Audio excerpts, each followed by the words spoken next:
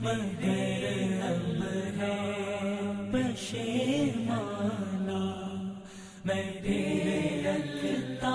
رسول اللہ صلی اللہ علیہ وسلم نے فرمایا، سب سے پاکیزہ کمائی آدمی کا اپنے ہاتھ سے کام کرنا ہے، اور ہر وہ تجارت جو دھوکے اور جھوٹ سے پاک ہو۔